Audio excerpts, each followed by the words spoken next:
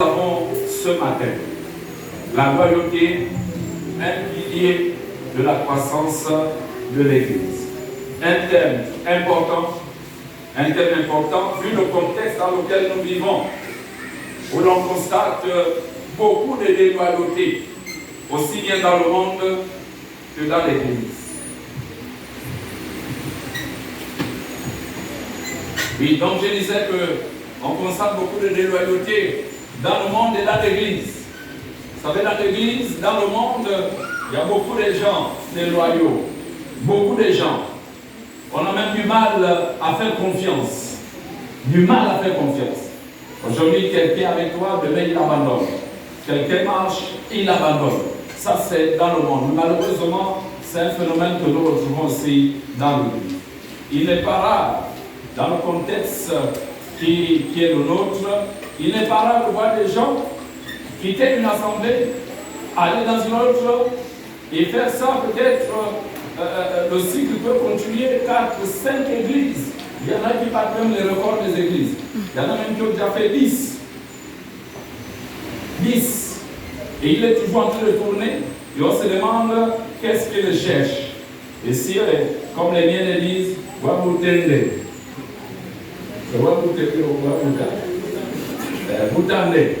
qui cherche quoi? Qui cherche quoi? On peut le dire à certaines personnes. Tu cherches quoi? Donc, ça montre d'une grande instabilité spirituelle. Et ça ne doit pas exister dans l'Église. Pour quelqu'un qui a rencontré le Seigneur, ce sont des comportements qui ne doivent pas exister. Des comportements auxquels on ne doit pas assister, des comportements qui doivent être bannis. Avant d'aller plus loin, il est important de définir quelques mots. C'est toujours bon de définir. C'est quoi la loyauté? La loyauté, il y a des synonymes, la probité, la droiture, l'honnêteté, la sincérité. Ça, c'est des synonymes de loyauté. Et quand vous prenez le dictionnaire, vous allez trouver ces mots: loyauté, probité, droiture, honnêteté, sincérité. Un autre mot à côté, c'est loyal. Quelqu'un de loyal, c'est quelqu'un de correct, d'honnête et de franc. Correct, honnête, franc. Maintenant, le contraire de ces mots, on a déloyal. Déloyal, c'est quelqu'un qui manque de loyauté. Et dans le loyal, il y a faux dedans, il y a malhonnêteté dedans. Quelqu'un qui est déloyal est malhonnête. Il est faux. Et quand vous avez un faux dans votre groupe, c'est vraiment dangereux. D'abord, le faux, vous ne le remarquez pas aussitôt. C'est après, c'est avec le temps que vous allez remarquer le faux. Au début, il est comme vous, mais il est faux. Donc, quelqu'un de déloyal, il est malhonnête. Il est faux. Déloyauté signifie trahison, infidélité. Déloyauté, trahison, infidélité. Et nous ne voulons pas tomber dans la déloyauté. Amen.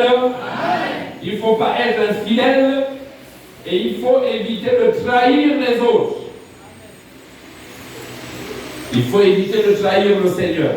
Donc cette définition nous permet de mieux nous situer dans notre thème. Quand vous comprenez ça, vous pouvez déjà imaginer ce qui sera la trame de notre message. Ce qui sera le sujet principal de notre message. Vous pouvez déjà comprendre l'orientation que nous allons donner à notre message. Et dans notre thème, je l'ai subdivisé en deux sous-thèmes. Le premier sous-thème, c'est la déloyauté, un fléau des derniers temps. La déloyauté, un fléau des derniers temps. C'est un fléau, je disais, qu'on retrouve dans le monde. Mais je ne vais pas trop parler du monde. Je vais plus m'appesantir dans ce qui se passe dans l'Église. En partant de la Bible, nous allons voir dans la Bible qu'il y a des gens qui ont été trahis. Des gens qui ont été trahis. Dans l'Ancien Testament, si je m'arrête seulement sur le cas de David, c'est vrai que je ne vais pas approfondir sur David. David a été trahi par des amis. Il a été trahi par son propre fils. Au lieu de lui être loyal, son fils a été déloyal. On a même, quand vous lisez même son histoire, il y a même le fils de Saül, Mephibosheth. C'est que quand David arrive, avant qu'il ne soit chassé par Absalom, David a accueilli, il a cherché quelqu'un de la maison de Saül.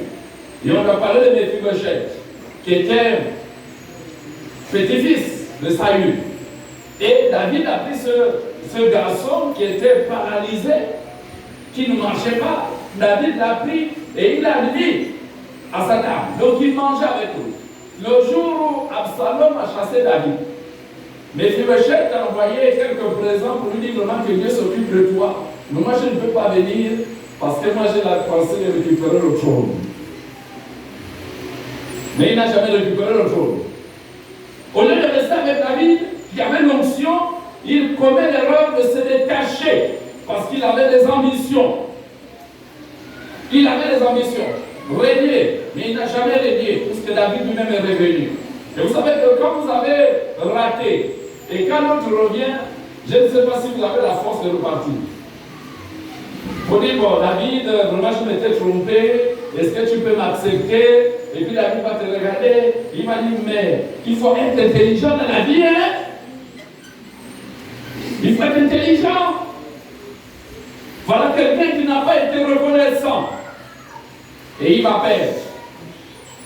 Mais je sais que j'ai mentionné David juste en passant pour montrer que dans l'Ancien Testament, il y a aussi des personnes qui ont été déloyales. Mais je voudrais que nous allions dans le Nouveau Testament. Et nous allons voir deux cas de figure pour ce qui concerne Jésus. Dans Luc 22. Luc 22, deux personnes proches du Seigneur ont été déloyales. Deux personnes, deux disciples du Seigneur. Vous connaissez leur nom certainement. Deux disciples du Seigneur. Luc 22, verset 47. Luc 22, on est ensemble? Luc 22, verset 47. Comme il parlait encore, voici une foule arriva. Et celui qui s'appelait Judas, l'un des 12, et l'un des 12, le cercle fermé du Seigneur, les 12 disciples du Seigneur, il accompagnait partout. Voici que l'un d'eux, nommé Judas Iscariote, l'un des 12, marchait devant elle, c'est-à-dire devant la foule. Il s'approcha de Jésus pour le baiser. Et Jésus lui dit, Judas, c'est par un baiser que tu livres le Fils de l'homme. Ceux qui étaient là avec Jésus, ayant vu cela arriver, dit, Seigneur, frappons de l'épée. Nous allons aller au verset 52. Jésus dit ensuite au principal sacrificateur, au chef des grands, au chef des gardes du temple, dit aux anciens qui étaient venus contre lui, vous êtes venus comme après un brigand avec des épées et des bâtons. J'étais tous les jours avec vous dans le temple et vous n'avez pas mis la main sur moi. Mais c'est ici votre heure et la puissance des ténèbres. Judas Iscariote, l'un des 12, Jésus l'avait choisi. Jésus a fait de lui un disciple, un apôtre, parce qu'il était aussi envoyé. C'est quand Jésus avait envoyé les disciples, deux à deux, Judas faisait partie. Et quand il était revenu en disant, les démons même nous sont soumis, Judas aussi était dans le groupe. Ça veut dire que lui aussi avait chassé les démons. Lui aussi avait fait des œuvres. Mais quelque chose n'allait pas dans sa vie, il était mauvais. Il était mauvais. Il nourrissait d'autres pensées. Jésus était vrai avec lui, mais lui, il était faux. Jésus était vrai. Jusqu'à ce jour où il se révéla, il enleva le masque. Il montra qui il était en réalité. Et il va trahir le Fils de l'homme. Il va trahir le Fils de Dieu. Il va trahir le Maître. Il va prendre les ennemis. Ceux qui voulaient tuer Jésus, il va les prendre. Et il va dire, je sais comment vous le livrer.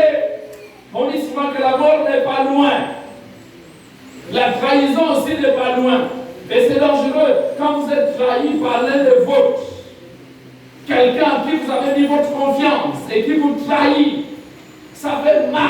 Et comme on peut le lire, on peut le voir dans la déclaration du Seigneur. C'est Judas, c'est par un baiser que tu trahis le Fils de l'homme à cause de 30 pièces d'argent. J'espère que nous ne sommes pas prêts à trahir le Seigneur à cause de l'argent. Il ne faut pas qu'un poste t'amène à abandonner le Seigneur. Il ne faut pas que l'argent t'amène à trahir le Seigneur. Amen. Ne trahis pas le Seigneur à cause de l'argent. Ne trahis pas le Seigneur à cause de la femme. Ne trahis pas le Seigneur à cause de l'homme. Ne trahis pas le Seigneur. Judas a trahi le Seigneur à cause de 30 pièces d'argent. Ensuite, il les a même balancés. Saisi de remords. Et il est allé se suicider. C'est pas bon. Jésus est triste, trahi par l'un de ses disciples.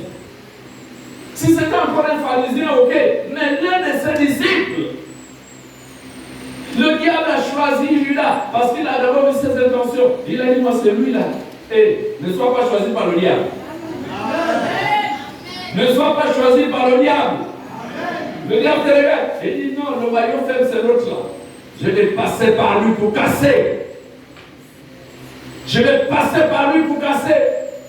Et il va passer par toi parce que tu as les dispositions de quelqu'un qui veut casser. Refuse d'avoir ces dispositions.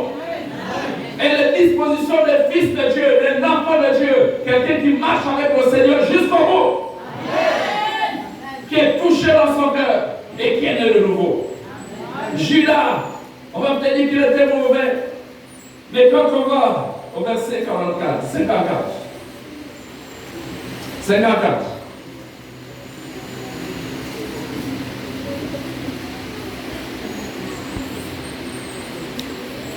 Après avoir saisi Jésus, ils l'amenèrent et le conduisirent dans la maison du souverain sacrificateur.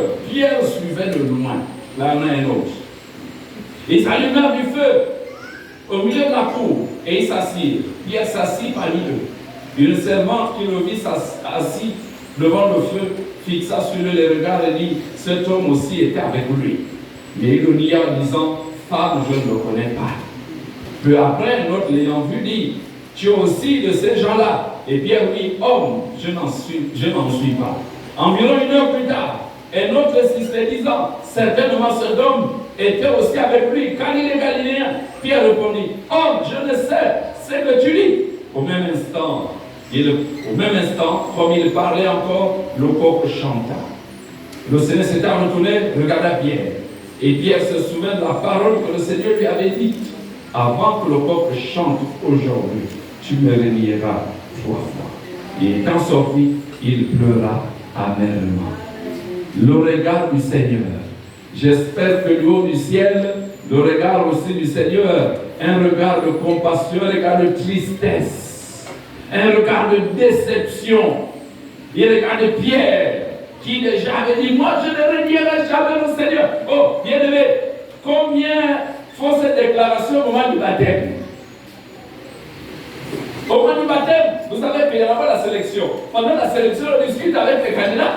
Est-ce que tu es prêt? Oui, moi je suis prêt. Et ils sont même prêts à pleurer. Si on ne me baptise pas là aujourd'hui, je vais mourir.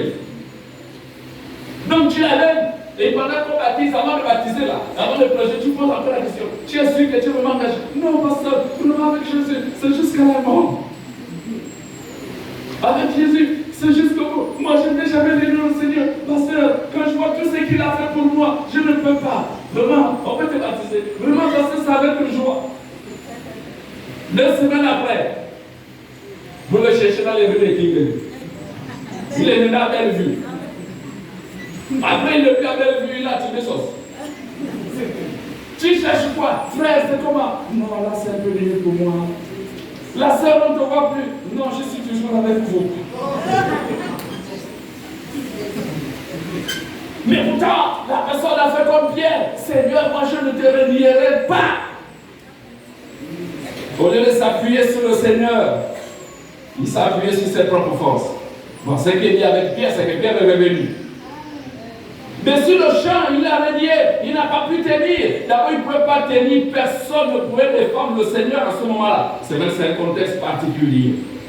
Mais la déception du Seigneur, le reniement de Pierre, Peut-être tu le nies moi aussi, mais je crois, et je vais dire non, toi tu ne le renieras pas. Amen. Ne renie pas le Seigneur, comme Paul a dit aux Romains, qu'est-ce qui nous séparera de l'amour de Dieu? Rien ne peut te séparer de l'amour du Seigneur, manifesté en Jésus-Christ, notre Seigneur. Amen. Aujourd'hui, bien-aimés, dans les églises, on abandonne pour rien. On décide même de rester à la maison, d'aller voir ailleurs. Je ne sais pas avec quelle facilité les chrétiens vivent aujourd'hui. Les chrétiens, je ne sais pas. Quelqu'un dimanche matin, il décide, il dit, moi, je ne vais pas à l'église. Il est assis à la maison. Et puis le dimanche, il se lève, il passe au costume, il vient, il chante, il se lève, il lève les mains. Dimanche suivant, il est assis à la maison. Ça, c'est quelle foi, c'est quelle vie chrétienne. C'est quelle manière de suivre le Seigneur. Non, avec Jésus, c'est pas ça. Avec Jésus, c'est juste, c'est en toutes circonstances. On ne choisit pas les jours. Aujourd'hui, il y a le soleil, je vais à l'église. Demain, il y a la pluie, je suis assis à la maison. Non. Mais quelle facilité. Et moi, ça m'intrigue. Avec quelle facilité on peut sécher une réunion? Avec quelle facilité on peut changer d'église? Tu pars, tu vas voir ailleurs. Là-bas, ça ne te plaît pas, tu chantes. Tu continues. Et partout tu passes, les gens ne sont pas bien. Les gens ne sont pas bien. C'est toi qui n'es pas bien. Tu as un fond qui est mauvais. Et ça, il faut éviter. Amen. Je m'engage avec Jésus jusqu'au bout. Amen. Je m'engage pas seulement parce que j'ai été guéri. Même malade, je suis le Seigneur. Amen. Même malade. En bonne santé, je suis le Seigneur. Et je le sais. On ne sait pas le Seigneur en fonction des humeurs. Ce n'est pas les humeurs, bien-aimés. Donc nous devons changer cela. Et nous causons du mal en agissant ainsi. Il faut changer. Quelqu'un de déloyal manque de fidélité et de droiture. Et le Seigneur dit que si vous n'avez pas été fidèle dans les moindres choses, qui vous confiera les grandes? Si vous n'êtes pas fidèle dans les petites choses, vous pensez que le Seigneur va nous confier les grandes? Il regarde même ta propre vie, tu ne la prends pas au sérieux. Maintenant, tu dis que Dieu m'appelle, Dieu te regarde d'abord. Il te regarde, il dit, mais toi je t'appelle, enfin si c'est lui. Et même quand tu es déclaré l'appel au pasteur, tu te regardes d'abord. Il dit, ah, mais là c'est un sécheur. Mais il est au ministère, il va faire comment? Il serait un pasteur du lit. Il va passer son temps à dormir, 10 heures, il fait la grâce matinée. La grâce matinée. Donc le Seigneur dit, on ne peut pas te confier les grandes choses. Non, je répète, quelqu'un de déloyal, c'est quelqu'un qui manque de fidélité et de droiture. Il manque de fidélité. Nous manquons de loyauté, ou bien nous manquons de déloyauté dans plusieurs domaines. Je vais citer 3 ou 4 points. Regardez un peu, j'ai parlé exemple même de la fréquentation des réunions. Bon, peut-être ici à Kinguele, ça va. Mais allez-y dans les églises en semaine. Dimanche matin, c'est le jour des chrétiens. Hein? Mais en semaine, c'est en semaine qu'on voit les vrais chrétiens. Dimanche matin, c'est le jour de tout le monde. Mais en semaine, à la réunion de prière. Bon, ici c'est différent. Parce que quand je vous sens dimanche, je sais que vous êtes vraiment. Non, zélé. Toi, tu n'as pas trop de soucis ici, là. Mais chez nous, là-bas, votre lieu de prière, c'est pas. Mercredi, ici, là, vous êtes. Nous aussi, c'est mercredi. Donc, c'est sûr que vous êtes là mercredi dès 18h. La prière, non. Et l'enseignement, c'est pas. Vendredi, mercredi, en plus, il y a 2 réunions. Les autres réunions, c'est les réunions de département, mais 2 réunions en semaine. Mercredi, vendredi. Et je suis sûr, sans vous poser la question, qu'il y en a qui ne sont jamais venus mercredi ici.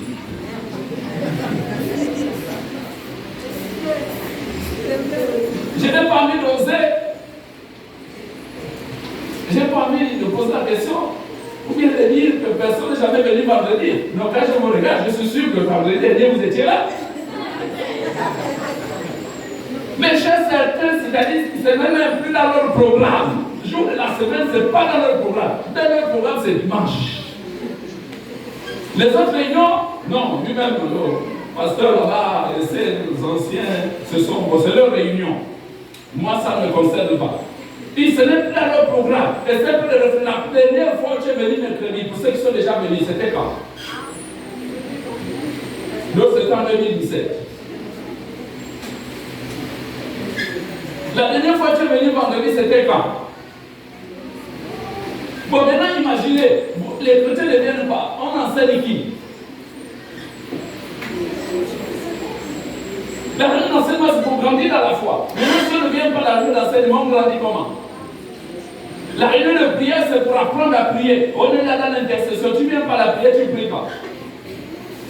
Et ce qui est terrible chez certains, c'est qu'ils voient que sa vie spirituelle dégringole. Ils voient que sa vie spirituelle, ça ne va pas bien. Mais on lui offre des possibilités pour se mettre avec les autres, pour se réchauffer, il ne saisit pas. Infidélité dans la fréquentation de l'église. Si bien qu'à chaque fois que tu arrives, tu es toujours comme un nouveau. Même quand on annonce le programme, tu es avec. On m'a dit ça. Un jour, certains vont venir ici dimanche matin, la porte est fermée. Oh, ils sont partis où? Est-ce qu'ils sont allés? Mais bien sûr, tu ne suis pas. Tu ne suis pas. Et puisque tu ne suis pas, tu es désorienté. Vous savez, dans les temps de persécution, on agit avec les codes. C'est avec les codes. Ça dit, vous désertez même votre lieu de culte. Et vous avez les codes. Dimanche là, on va prier chez A. Toi, tu es désaxé, tu ne sais pas qui est A. Et tu te cherches, puisque tu n'es pas avec les autres. Et on prie avec les codes pour essayer de déjouer les gens, les militaires, les gens qui vous suivent, parce que dans les temps de persécution, c'est compliqué. Dans les temps de persécution, nous ici, nous sommes encore bien, mais dans les temps de persécution, on ne vit pas comme ça. Tu es où en semaine? Pendant que les autres viennent prier, toi tu es où? Je ne veux pas culpabiliser ceux qui sont peut-être au travail. Il y en a qui ne viennent pas pour des vraies raisons. Mais ceux-là qui sont assis à la maison, peut-être devant la télé, avec la télécommande, il va à la chaîne là, il va à la chaîne là, il va à la chaîne là. Est-ce que tu penses que c'est normal? Même si tu ne réponds pas, ce n'est pas normal. Le manque d'engagement dans le service de l'Église. Et ça, on a un groupe de personnes qui ne veulent pas travailler. C'est une déloyauté. C'est un manque de fidélité. Seigneur, je te servirai. Tu le sers comment? Je te servirai jusqu'au bout. Tu as déclaré. Mais dans les actes, il n'y a pas. Dans les actes, il n'y a pas. Tu le sers comment? Je te servirai, Seigneur, jusqu'au bout, Seigneur. Mais dans la pratique, tu ne le sers pas. Il faut servir. Chaque chrétien doit servir. Nous disons souvent, sauver pour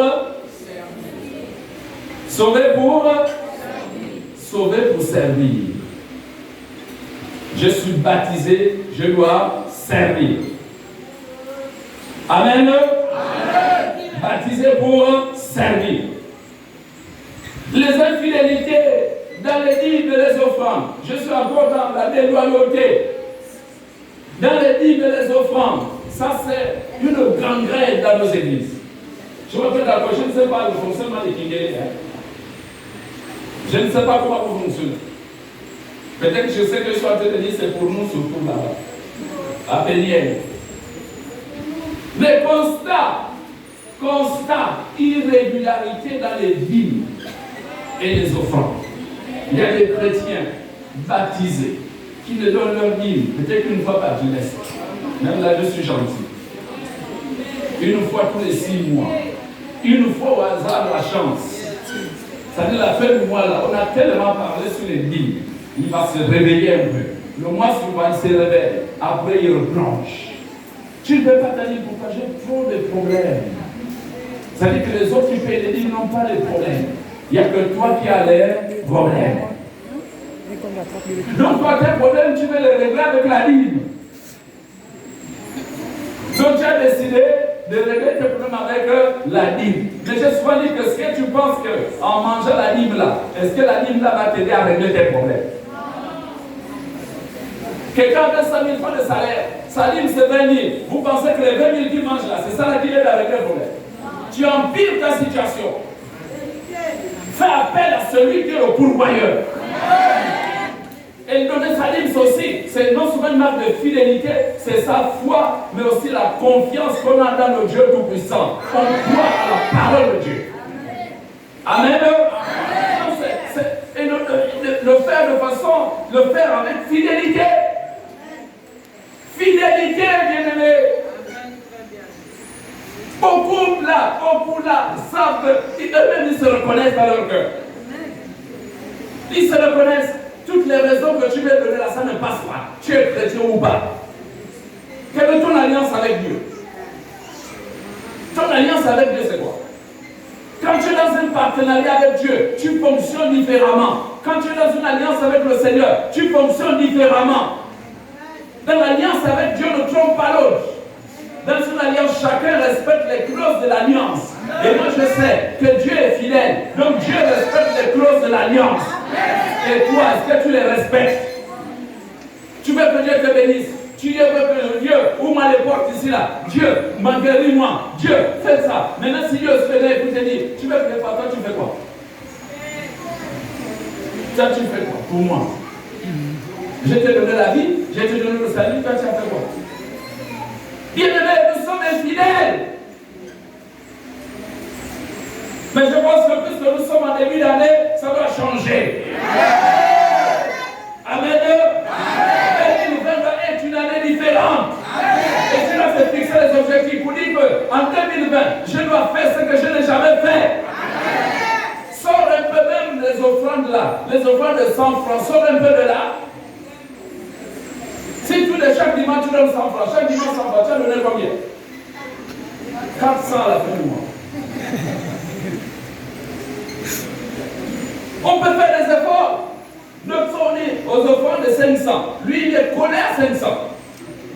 Donc, quand il a donné ses 500, même s'il peut faire plus, non, il choisit 500. Déjà qui connaît comment il oublie les 500. Donc, quand il a donné ses 500, à la fin du mois, il a donné 2000. Comme d'autres, on dit action de grâce, fin d'année. Il vient donner 2000. Action de grâce, hein? Fin d'année, l'année est finie. Il vient donner un pack en temps. C'est ça son offrande d'action de grâce, c'est la fin de l'année. Donc son offrande de fin d'année, 12 mois, où Dieu l'a gardé, c'est 3000.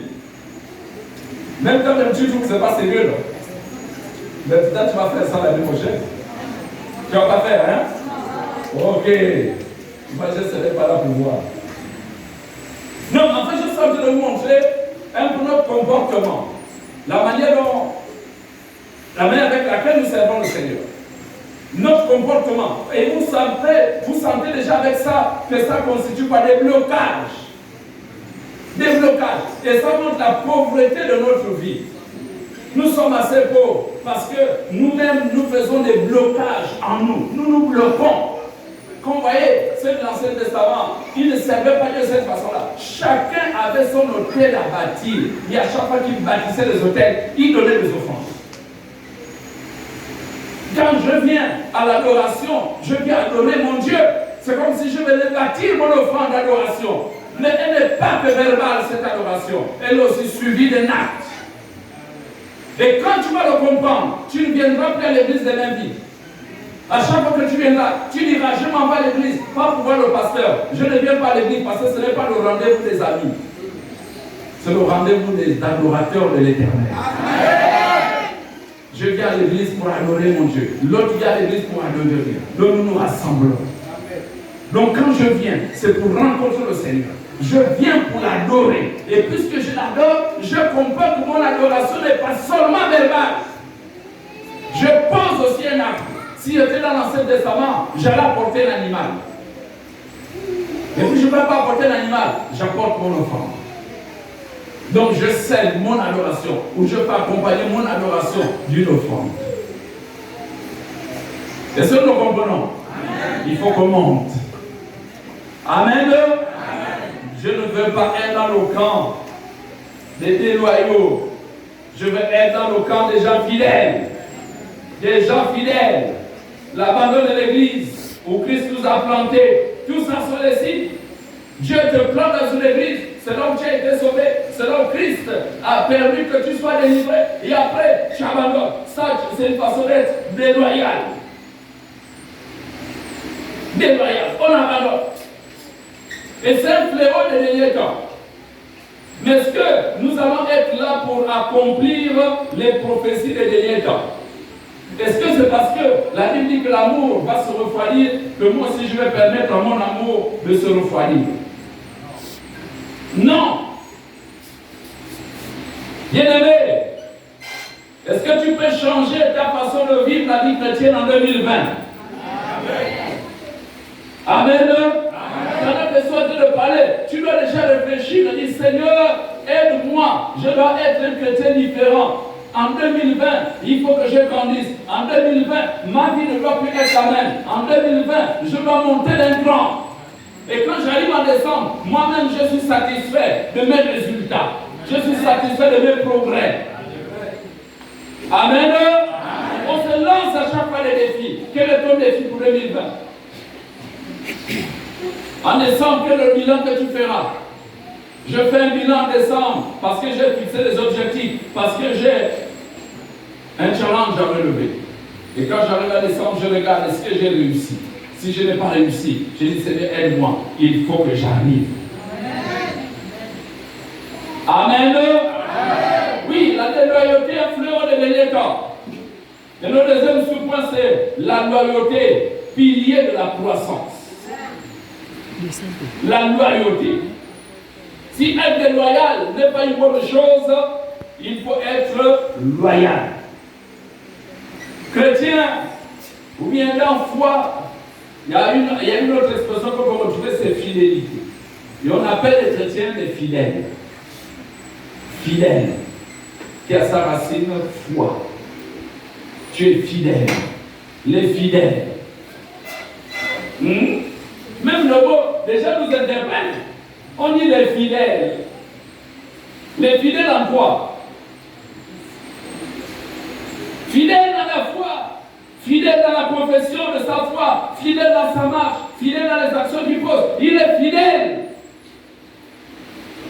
Fidèle. Toi, tu es dans quel cas? Fidèle ou infidèle? Une église ne peut se développer sans des personnes qui restent loyales et qui persévèrent en son sein. Non, ne peut pas se développer. Une église qui ne fait que renouveler son effectif ne sera jamais forte et aura du mal à se déployer. Vous ne pouvez pas être fort si vous n'avez pas une ossature qui est solide. Tout s'est bâti autour des piliers. Et nous allons parler. Un pilier loyal, un pilier fidèle. L'église, voilà pourquoi je disais que l'église, ce n'est pas simplement dimanche matin. Parce que dimanche matin, vous avez tout le monde, les visiteurs, vous avez les gens de passage, vous avez tout le monde dimanche. Mais les chrétiens fidèles, ce sont ces chrétiens qui sont réguliers. On compte sur eux. Même quand tu organises ta réunion de prière, tu sais que lui là, il ne va pas manquer. Lui là, il ne va pas manquer. Quand tu dis l'autre là-bas, tu dis, bon, peut-être qu'il viendra, hein, mais je ne suis pas très sûr. C'est-à-dire qu'en fait, lui là, ce n'est pas un pilier pour toi, tu ne comptes pas. Tu ne comprends pas si on te dit, constitue une équipe comme on faisait avant, quand on jouait au ballon. On jouait un peu. Et puis on faisait, les membres vous êtes là alignés, et puis il y a deux capitaines qui sortent, on dit choisir les éléments. Vous n'avez pas fait ça? Si. Mais je ne veux pas que tu choisis là. Vous vous connaissez? Tu sais que lui là, c'est un jour. Lui là, je ne peux pas le prendre. Donc tu le vois l'esprit parce qu'on sait que c'est un foyer. On cherche qui? quand tu as les bons éléments pour constituer son équipe. Amen. On te dit choisis les éléments de la prière. Pour passer ta vie de prière. Tu regardes d'abord, tu dis, lui là, non, c'est lui non. Moi, je veux quelqu'un qui carbure, quelqu'un qui allume. Tu cherches qui? Des gens fidèles, des gens sur qui tu peux compter. Tu sais que pendant la veillée, et ils vont t'aider. Mais si c'est des gens qui dorment, ou bien aller faire un travail, choisis les éléments, tu verras comme ça, tu dis non, lui là, quand tu vas à la brousse, un coup, puis il dit, moi, il soit fatigué, il a des embrouilles. On choisit, bien aimé. Et l'église fonctionne avec des personnes qui sont fortes. Il y a toujours une ossature dans une église. Et c'est cette ossature qui a fermé l'église, qui assoit l'église. Les autres viennent et ils s'appuient sur eux. Ils s'appuient sur eux. Ça veut dire qu'ils sont, c'est pas pour être comme les pharisiens, non.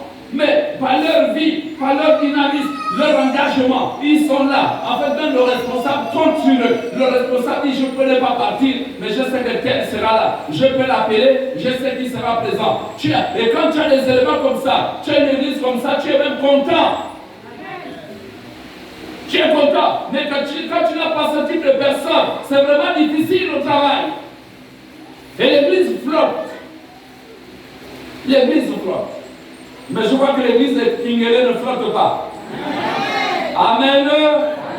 La loyauté se caractérise par la probité, par la droiture, l'honnêteté, la sincérité. Je suis sincère dans ma déclaration. Je suis sincère dans ma confession. Je suis sincère dans ma marche. Je suis honnête. Et on n'a pas peur de te confier des choses. Tu es honnête. L'ancienne gère l'argent, tu es honnête dans ta gestion. Même, tu es fidèle. Fidèle. Dans Galates chapitre 2, verset 9, Galates 2, 9, il nous est parlé de 3 personnes. Je vous disais que Pierre avait renié le Seigneur, mais il est pas resté dans le reniement. Pierre est revenu. Et quand il est revenu, plus tard, on le retrouve pilier de l'église de Galates. Et Paul, dans cette épître, va dire, ayant reconnu la grâce qui m'avait été accordée, Jacques, Céphas, donc Pierre et Jean, qui sont regardés comme quoi des colonnes, me donnèrent à moi et à Barnabas la main d'association afin que nous allassions, nous vers les païens et eux vers les circoncis. Ils étaient considérés comme des colonnes, comme des piliers de l'église de Jérusalem. Des piliers. Des piliers. Et l'église, chaque église a besoin des piliers. Amen. Les piliers de Kingelé. Je ne sais pas, le premier qui a travaillé ici,